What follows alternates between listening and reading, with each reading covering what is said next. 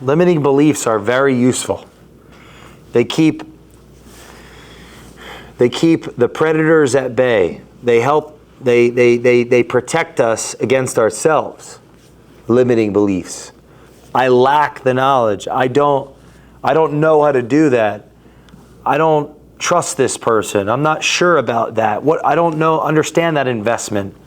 I don't think it can be done that way. Any type of limiting belief has value and utility from a sense of protection, from a standpoint of maintaining what we have. It's said that building wealth and maintaining wealth are two very different things. Limiting beliefs are a part of Mother Nature's protection of us. We benefit from limiting beliefs implicitly.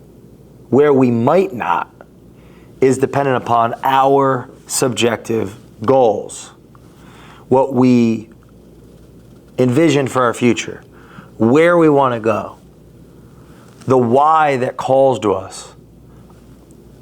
When we're toddlers, we might want to become that thing. We could have a limiting belief that when we're toddlers, we might have no limiting beliefs, actually. But our parents or our guardians are there to protect us from the fact that we have no limiting beliefs. I can walk over that cliff because I want to fly. Don't do that. Don't walk towards the cliff, the guardian says. As we get older, our limiting beliefs grow. We become more and more aware and educated by the world that we can't fly.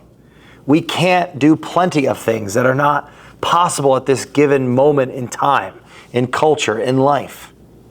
But we can also take it too far because there are differences between objective limiting beliefs, like can't fly right now, physically with my body, and subjective limiting beliefs. I don't want to get on an airplane, I'm afraid of it. Although I can't physically fly with my body, I could get an airplane ticket and fly inside of the airplane. So there's a subjective element and an objective element to limiting beliefs. There are so many things, and we can overcomplicate that, but ultimately limiting beliefs have a value. They protect us, they keep us safe, they keep us alive. There's no point in losing one's life over, there's no point in losing one's life, but there is a loss of meaning of life to not pursue one's purpose, to not pursue one's path, to not pursue the dream, the goal. Now this is the thing, in between the dream or the goal and our current state of environment are all the things that we can do and the things that we can give up. There's a learning element, there's a hero's journey, and there's a sacrificial element. There's all these opportunities we have to be distracted from the path that we say and we think we want. We tell everyone, I'm going to be this. Watch me do it. And there's meaning that's created from meeting the mentors, hiring the teachers, stumbling and falling, taking the risk, putting in the reps, building the skills, building the knowledge, competing with others. There's all of this meaning that helps shape and form our identity in this world.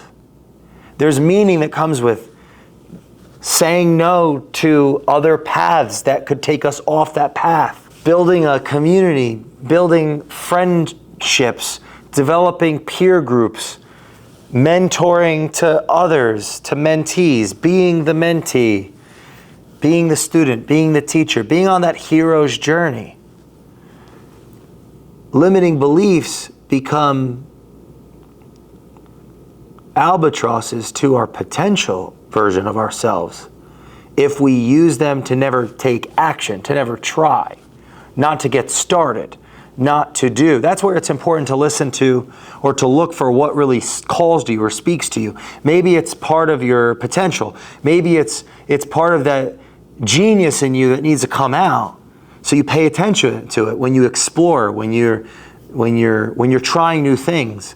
You're looking to see what speaks to you, what stands out to you, what could be where you could find your life's calling. That's where a limiting belief is like you stumble upon something that really you find a lot of interest in and you really want to learn more and pursue, but maybe you say, no, I can't do it. I'll never be that. I'll never be good enough. Why even bother trying? We have to discern between the subjective limiting belief, I'm not good enough because of how I've been taught or where I come from and what I know up to this point. There's better out there. I'm not even going to start. I'm not even going to try and get started looking at others and what they're doing and how they're thriving, and without even starting and trying, versus, yes, I am going to fly without wings, without a plane, just my body. That's not going to work out. We have to have discernment. But there's value in limiting beliefs, because limiting beliefs are impositions that can create, that inherently create the necessity of action and the necessity of sacrifice. Because without the practice, without the repetition, without the striving, the hero's journey, the failure, the success, and so on, we don't end up becoming valuable enough to value ourselves and be valued by others. So limiting beliefs have a purpose, a protective purpose. They're rooted in reason, and they're provided at some degree by our culture. Like those that have come long before us, that have lost their lives to learn things the hard way, that have not lived to their ultimate potential, or have tried and can pass on ideas of old to our current generation. There's so much value and utility in that.